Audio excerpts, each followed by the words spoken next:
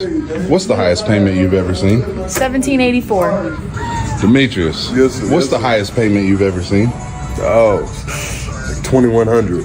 Sheesh. Roy, what's the highest car payment you've ever seen? It was $1,958. Jesus. Leslie, what's the highest payment you've seen? 1,400. Hey guys, what's the highest payment y'all have ever seen? 2435. March? 3,200. Hey guys, welcome back. What's good? Thanks for stopping by the channel again today. So what are we chatting about today? What are we listening to people discuss today? Well, probably is no surprise to you. People are not able to make their car notes. People are having trouble affording to pay their car payments. Again, this is not a surprise as we are struggling to pay rent and mortgage. We can't even afford any groceries to eat on. So really, it's no surprise that people are out here struggling to pay their car notes as well. You know what I'm saying? Alright, just disregard any loud noises you hear in the background. I have a dramatic gamer. So, and I can hear it, so I'm sure y'all can hear it too. You have a $700 car payment. Do you realize that is a $100,000 mortgage? When I'm pre-qualifying someone and they want a 350 home because they love it and they went to the open house and they want to make an offer on it and they have a $700 car payment, now it's $250. I can approve you. Yeah, but okay, so you're taking that $90,000 Yukon, what, rolling it back up to an apartment complex? You're like, exactly. You look awesome, dude. Now I'm sure some of you have some ideas or suggestions for some alternative ways to get by and life lately with having to deal with not being able to afford your car note. I know that maybe carpooling can be an option, right? It may be coming down to the times where people are going to have to start carpooling more often than not, or possibly, depending on where you live, you might be able to get by walking or riding a bicycle, right? So just, you can always drop your thoughts down in the comments. It's cool, we just talking here. And alright, so let's take a look and see what some people are feeling about not being able to pay their car notes. I don't know if y'all see it, but I literally see vehicles posted for sale now for like $100,000 to almost $200,000. And there is absolutely no way that people are purchasing these vehicles without paying a high car payment. So y'all are mad at me, and I know that I am not the only person with these high ass car payments. I'm not. And other people just might not be telling you what their car payments are. But there are a lot of people with these high car payments for absolutely no reason. Vehicles now are not the same cost as vehicles used to be. I can look online and find a hoopty, and it's going to be like $15,000. That is wild. So please, tell me what your car payments are. So it was actually a couple days ago. I was on Facebook. I know everything happens on Facebook. Every time I'm like, on Facebook?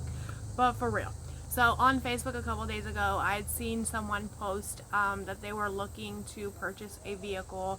I believe the only specification was that it be a truck for $2,000. So $2,000 they wanted to buy a truck, and they made their post, and there were like quite a few comments on there. And a lot of the comments were actually telling this person that $2,000 is not going to buy them a vehicle. Now, this person did not specify whether they wanted it to run, whether they wanted it to have all 4 tires, you know, whether or not they wanted it to have a motor or a transmission in it, just that they were looking for a truck for $2,000. So a lot of people were like, no, you can't buy, you know, anything for $2,000. If you're wanting to buy a truck, you're going to have to bump it up at least double the price to get something, you know. Which had me thinking that it seemed like not too long ago that between $4,000 and $5,000 at some little buy here, pay here, you could buy a vehicle that runs in full cash. And now You can't even buy just the body of a truck for $2K? Is that how expensive things have gotten here now? Is that where we're at? Just the body of a vehicle over $2K?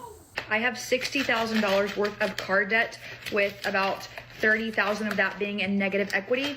And let me tell you how the dealership scammed me, because I bought my car by myself back in 2022 and I got scammed, and I don't want y'all to get scammed.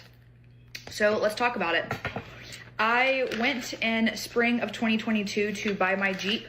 I wanted the Jeep Wrangler, which is the hybrid car, part gas, part electric. And anyways, during that time, they didn't have a lot of stock because of COVID. And so basically they were going to order my Jeep, and it would come within 3 months. Well, the dealership guy told me that they could put me in a Jeep off the lot for 3 months with no loan payment, and then they would roll the loan over to the new Jeep when it came in. I was like, oh, that sounds great. So I signed it. I didn't have any payments. My Jeep came in the mail. My Jeep came, I went and I picked it up, and y'all, when he sat me down, he handed me a piece of paper that said that the car was like $100,000. And when I tell you, I about had a fit, because when I had originally went in, the finance guy told me that my monthly payment was going to be like $600. And then when I told the car salesman that when I was picking up the Jeep, he said that the finance guy lied, and that's why he doesn't work there anymore. And now I'm stuck with $1,000 car payment. And the reason why I have negative equity is because somehow, and I still don't know how he did it. I worked with a lemon law attorney, and I still don't know how he did it. But basically, when he rolled the first loan into the second one, he somehow kept it higher. I don't understand how negative equity works. I honestly don't. So if you ask me questions about that, I probably can't help. But basically, if I were to sell my Jeep today, I'd be lucky if I got like $35,000 on it, and I still owe $59,000. That's like choosing to pay your rent for the month or buy the body of a vehicle. You know, I think it might be a good time for, you know, amongst other things, for maybe if you're capable or able or willing to look into being able to do mechanic work, because that may get you some cash money when everyone's having to carpool or pretty much just ride around in clunkers because you can't afford none of these luxury cars, nothing newer, nothing nicer, right? Because if you can't afford your car note, you're going to have to settle for some form of a clunker or hitch a ride with Betty next door, right? But anyway, let me know how y'all feel about the fact that many Americans out here can't even afford their car notes now. And I will see you in the next video.